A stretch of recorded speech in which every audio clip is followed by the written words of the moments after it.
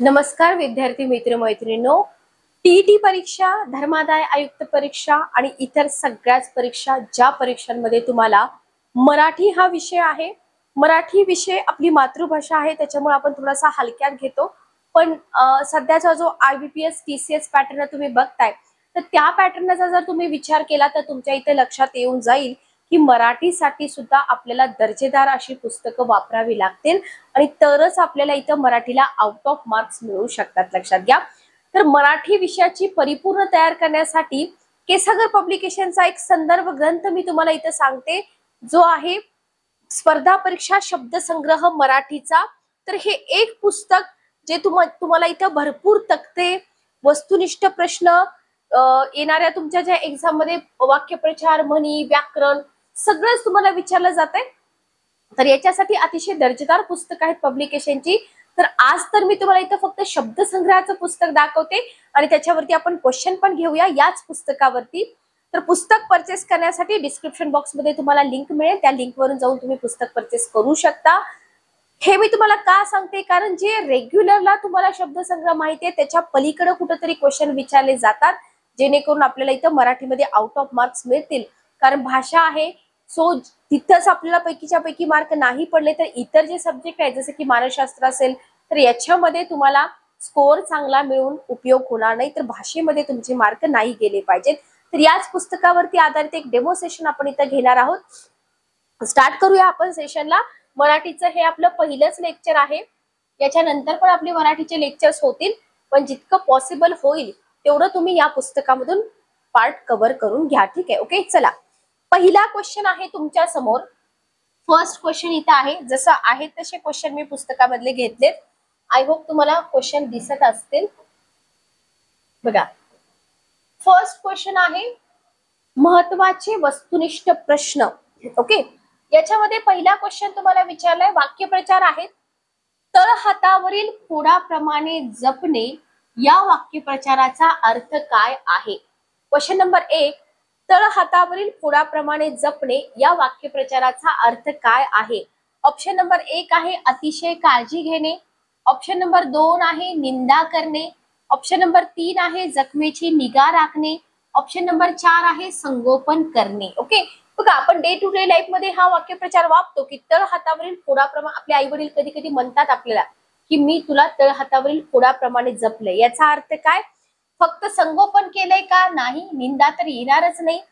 अतिशय काळजी घेतली, बरोबर. अतिशय काळजी घेऊन जपणं त्यालाच म्हटलं जातं तळहातावरील फोडाप्रमाणे जपणं. ओके, सोपं आहे, जास्त एक्सप्लेनेशनची गरज नाही. विनाकारण मराठीसाठी एवढा वेळ विद्यार्थी घालवतात की एका वाक्यप्रचारासाठी कितीतरी जास्त एक्सप्लेनेशन दिलं जातं, पण मला नाही वाटत एवढ्या एक्सप्लेनेशनची गरज आहे, कारण मातृभाषा आहे आपली, आपल्याला बऱ्यापैकी याची माहिती राहते. ठीक आहे, ओके.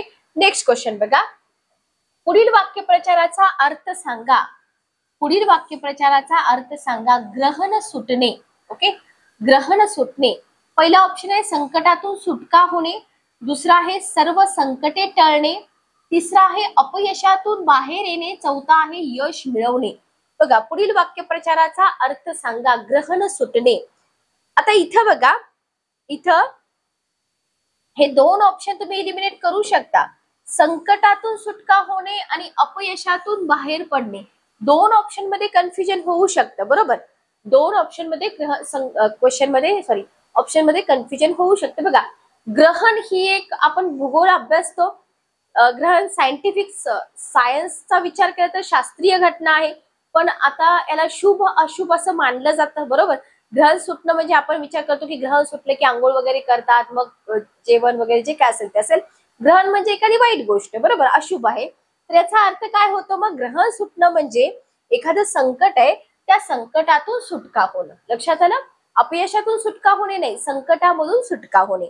नेक्स्ट क्वेश्चन आहे, पुढील वाक्यप्रचाराचा योग्य अर्थ सांगा. पुढील वाक्यप्रचाराचा योग्य अर्थ सांगा. चल बिचल होणे. चल बिचल होणे, पळून जाणे, रागावणे, चिंताग्रस्त होणे, अस्वस्थ होणे. आता इथं पण बघा सेम आहे. दोन ऑप्शन तुम्ही इलिमिनेट केले. दोन ऑप्शन मध्ये कन्फ्युजन आहे, चिंताग्रस्त होणे का अस्वस्थ होणे. दोन्ही ऑप्शन आपल्याला बरोबर वाटतात. एक्झाम मध्ये जेव्हा आपण जातो तेव्हा हे जवळजवळचे जे ऑप्शन असतात ना, हे जवळजवळचे ऑप्शन खूप जास्त कन्फ्यूज करतात, लक्षात घ्या. तर आपण म्हणतो ना कधी कधी माझ्या मनाची खूप चलबिचल झाली, बरोबर, त्यावेळेस आपल्याला चिंता नसते, हे का ते अस्वस्थ असतो आपण, बरोबर. मग याचा अर्थ काय आहे? अस्वस्थ होणे. लक्षात आलं? क्लिअर? सोपे आहेत, पण दोन ऑप्शन मध्ये कन्फ्युजन झालं तर चुकू शकतं. पुढील वाक्यप्रचाराचा संयुक्तिक अर्थ सांगा म्हटलंय. ओके, दत्त म्हणून उभा राहणे. दत्त म्हणून उभा राहणे क्वेश्चन आहे 4 नंबरचा. दत्त म्हणून उभा राहणे. पहिला ऑप्शन बघा, कैदेतून सुटका होणे. दुसरा ऑप्शन बघा, आकस्मिकपणे हजर होणे. तिसरा ऑप्शन आहे लगबगीने सामोरे जाणे. चौथा ऑप्शन आहे आवेशामध्ये हजर राहणे. आता सिंपल आहे, दत्त म्हणजे देव, बरोबर, गुरुदेव दत्त. अचानक दत्त आपल्या समोर झालेत म्हणजे देव आपल्या समोर आहे, असा याचा शब्दशः अर्थ, बरं का. शब्दशः आपल्याला वाक्यप्रचारामध्ये शब्दशः अर्थ घ्यायचा नसतो, लक्षात घ्या. दत्त म्हणून म्हणजे देव उभा राहिल्यावर आपण काय म्हणतो? अचानक, आकस्मिकपणे देव माझ्या पुढे उभा राहिला, बरोबर. उत्तर काय येईल मग याचा? आकस्मिकपणे. लक्षात आलं? आकस्मिकपणे हजर होणे म्हणजे काहीही अपेक्षा नसताना अचानक हे पुढे आले. लक्षात आलं? त्याच्यामध्ये कैदेतून सुटका होणे, लगबगीने जाणे, आवेशात हजर राहणे ही उत्तरं येणार नाहीत. पाचवा क्वेश्चन बघा, पुढील वाक्यप्रचाराचा यथोचित अर्थ सांगा. पुढील वाक्यप्रचाराचा यथोचित अर्थ सांगा. प्रस्फुर्त होणे. प्रस्फुर्त होणे. पहिला ऑप्शन आहे स्फूर्ती मिळणे. आता अशा प्रकारचे जे वाक्यप्रचार असतात ना, काय होतं, हा जो प्रस्फुर्त शब्द आहे ना, सेम उच्चारासारखे ऑप्शन तुम्हाला दिले जातात कन्फ्यूज करण्यासाठी, बरोबर. तर तिथं आपल्याला सगळे ऑप्शन बरोबरच वाटतात. प्रस्फुर्त होणे म्हणजे स्फूर्ती मिळणे, स्फुरण न पावणे, तजेला मिळणे आणि प्रसरण पावणे. काय येईल उत्तर बघा, 5 नंबरचा क्वेश्चन. प्रस्फुर्त होणे, याला स्टार करा, IMP करा, माहित नसेल तर. स्फूर्ती मिळणे, स्फुरण न पावणे, तजेला मिळणे, प्रसरण पावणे. प्रस्फुर्त होणे 5 नंबरचा क्वेश्चन. चला, तजेला मिळणे, बरोबर, तजेला मिळणे. प्रसरण पावणे येईल का? नाही, तजेला मिळणे. Okay, clear. नेक्स्ट क्वेश्चन बघा, पुढील वाक्यप्रचाराचा अचूक अर्थ सांगा. डोके खर्च करणे. डोके खर्च करणे. डोक्याला मार लागणे येईल का? नाही. वेळ घालवणे. नाही. तोटा होणे. नाही. विचार करणे. बरोबर, डोकं खर्च करतोय, डोकं लावतोय म्हणजे आपण विचार करतोय, बरोबर. उत्तर काय? आपण म्हणतो की का डोकं खर्च करतोय म्हणजे का विचार करतोय, बरोबर. 7वा क्वेश्चन बघा, पुढील वाक्यप्रचाराचा समर्पक अर्थ सांगा. पुढील वाक्यप्रचाराचा समर्पक अर्थ सांगा. आता याच्यापैकी काही वाक्यप्रचार असे आहेत की जे तुम्ही डे टू डे लाईफ मध्ये ऐकले असतील, घरामध्ये बोललेलं ऐकले असतील, जसं की हात दाखवून अवलक्षण. हात दाखवून अवलक्षण. आपणहून संकट ओढवून घेणं, चूक करणं, हात मोडणे शब्दशः अर्थ नाही येणार. भविष्य पाहणे नाही. तर हात दाखवून अवलक्षण म्हणजे स्वतःहून संकट ओढवून घेणं, बरोबर. स्वतःहून संकट ओढवून घेणं त्याला काय म्हटलं जातं? हात दाखवून अवलक्षण. समजते का? बघा, नेक्स्ट क्वेश्चन बघा, खालीलपैकी अयोग्य जोडी शोधा. क्वेश्चन तुम्हाला दिलाय, खालीलपैकी अयोग्य जोडी शोधा. पहिला ऑप्शन आहे जोडे फाटणे म्हणजे खेटे घालणे. जीव टांगणीला लागणे, चिंताग्रस्त होणे. डोके खाजविणे, आठविण्याचा प्रयत्न करणे. डोळे उघडणे, झोप न लागणे. सिंपल साधा क्वेश्चन दिलेला आहे. तर बघा, जोडे फाटणे म्हणजे खेटे घालणे, बरोबर. खेटे घालणे सगळ्यांना माहितीये.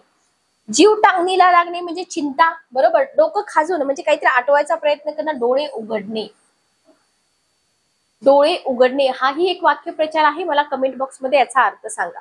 डोळे उघडणे, बरोबर. जाग येणे नाही, डोळे उघडणे. पुढे येईल हे पण क्वेश्चन मध्ये. तर अशा पद्धतीचे खूप क्वालिटी क्वेश्चन पुस्तकामध्ये आहेत. नेक्स्ट बघा, पुढचा क्वेश्चन, उष्ट्या हाताने कावळा हाकलणे. उष्ट्या हाताने कावळा न हाकलणे. ओके, या वाक्यप्रचाराचा समर्पक अर्थ कोणता? पहिला ऑप्शन आहे जेवत असताना पक्षाला अन्न न टाकणे.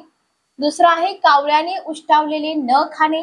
तिसरं आहे कधीही कोणालाही काहीही न देणे. जेवताना कावळा पाहणे व त्याला उष्ट्या हाताने हाकलणे. चला बघा,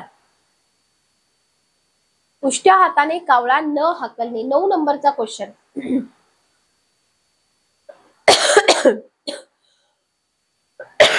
उत्तर आहे कधीही कोणाला काहीही न देणे. ठीक आहे, ओके. ज्या ज्या म्हणी तुम्हाला अवघड वाटताय तिथं स्टार करा. ठीक आहे. नेक्स्ट बघा, चव्हाट्यावर आणणे. चव्हाट्यावर आणणे या वाक्यप्रचाराचा योग्य अर्थ सांगणारा पर्याय कोणता? पहिला आहे घरासमोर चव्हाटा असणे. येईल का? नाही. चव्हाट्यावर बसून गप्पा मारणे. नाही. चौघांनी मिळून चौकात गप्पा मारणे. एखाद्याचं बिंग फोडणं. बरोबर, समोर आणणं सगळ्यांच्या. आपण म्हणतो की नाही, घरातल्या गोष्टी चव्हाट्यावर आणू नये. ओके, तर अशा पद्धतीनं. नेक्स्ट बघा, कणिक तिंबणे. कणिक तिंबणे या वाक्यप्रचाराचा योग्य अर्थ असणाऱ्या पर्यायाची निवड करा. पहिला ऑप्शन आहे पुरणपोळीसाठी पीठ मळणे. शब्दशः अर्थ नाही येणार. पीठ भिजत ठेवणे नाही येणार. आचार्याने पोळ्या करणे नाही येणार. खूप मारपीट करणे. कणिक तिंबण्याचा अर्थ काय? खूप मारपीट करणे. ओके. 12 नंबरचा क्वेश्चन आहे गाशा गुंडाळणे. म्हटलं जातं की तुझा गाशा गुंडाळ आणि निघून जा. बरोबर. अंथरूण गुंडाळणे येईल का? नाही. सुटका करणे येईल का? नाही. अटक करणे नाही. तर गाशा गुंडाळणे म्हणजे निघून जाणे. ओके. उत्तर काय येईल? गाशा गुंडाळणे म्हणजे काय? गाशा गुंडाळणे म्हणजे निघून जाणे. ओके. चला पुढचा क्वेश्चन आपण घेऊया. साधे सोपे सिंपल क्वेश्चन आहेत, काहीही अवघड नाही क्वेश्चन मध्ये.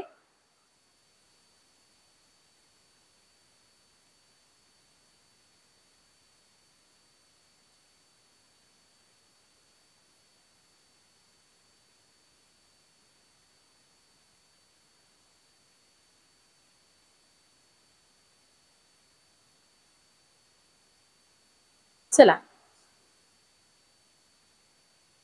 बघा, सॉरी, तुम्हाला प्रिव्हियस इयरचे क्वेश्चन पण बघावे लागतील बरं का.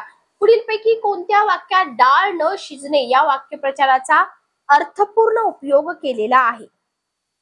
ओके, अर्थपूर्ण उपयोग केले. सगळंच व्याकरण आपण घेणार आहोत, टेन्शन घेऊ नका. पहिला ऑप्शन आहे शिळ्या पाण्यात डाळ लवकर शिजत नाही. येईल का? नाही. चोराची डाळ न शिजल्यास तो चोरी करणारच नाही. हल्ली नोकरीसाठी पदवीधरांची डाळ शिजत नसते. डाळ शिजवून गुन्हेगारास अटक करा. बघा, डाळ न शिजणे म्हणजे काम न होणे. बरोबर, काम न होणे. हल्ली नोकरीसाठी पदवीधर म्हणजे लिटरली इथं सांगितलं जाते की तुम्ही कितीही पदवीधर असा तरी सुद्धा तिथं तुमचा निभाव लागत नाही.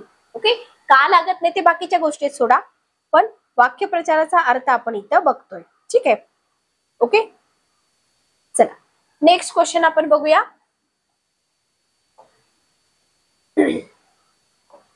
नेक्स्ट क्वेश्चन आहे 13 नंबरचा.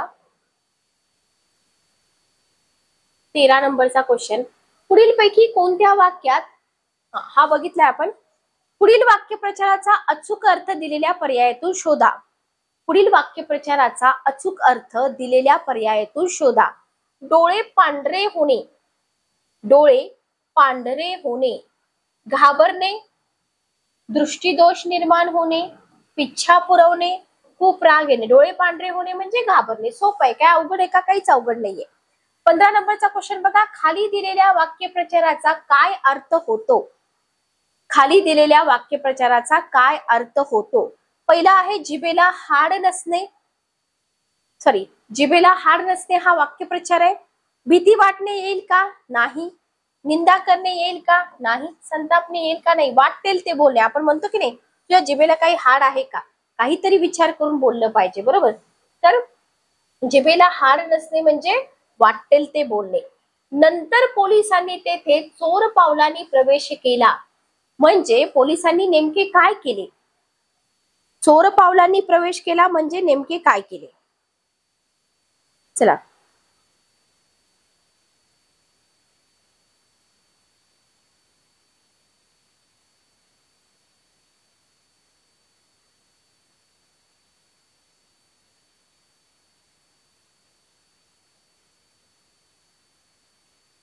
बघा, पहिला ऑप्शन आहे चोरांच्या मागोमाग प्रवेश केला, पावले न वाजवता तेथे प्रवेश केला, चोरी करण्याच्या उद्देशाने प्रवेश केला, चोरांना पकडण्यासाठी प्रवेश केला. काय येईल उत्तर बघा 16 नंबरचा क्वेश्चन.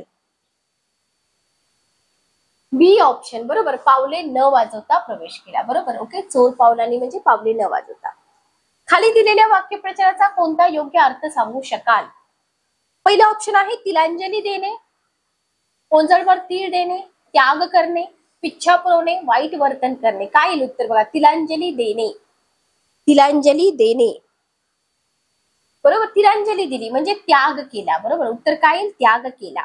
कपिला षष्टीचा योग या वाक्यप्रचाराचा अर्थ सांगा. कपिला षष्टीचा योग, योगायोगाने होणारी भेट, दुर्मिळ योग, तृणानुबंध, कपिल मुनींचा जन्मदिन. येईल का? नाही. बघा, कपिला षष्टीचा योग म्हणजे योगायोगाने होणारी भेट नाही, दुर्मिळ योग. लक्षात घ्या, काय येईल उत्तर, दुर्मिळ योग. तर हा होता क्वेश्चन सेट एक डेमो सेशन. तुम्हाला जर मराठी व्याकरणाचे लेक्चर्स हवे असतील तर मला कमेंट बॉक्समध्ये सांगा की मॅडम सामाजिक शास्त्र, मानसशास्त्र याच्यासोबतच मराठीचे पण लेक्चर स्टार्ट करा, कंटिन्यू करा. तर आपण डेफिनेटली करूया. तर सेशन कसं वाटलं कमेंट करून नक्की सांगा. अधिक अभ्यासासाठी तुम्ही पुस्तक परचेस करू शकता. डिस्क्रिप्शन बॉक्समध्ये मी तुम्हाला पुस्तकाची लिंक पण देईन. भेटूया नेक्स्ट सेशन मध्ये. Good day, take care.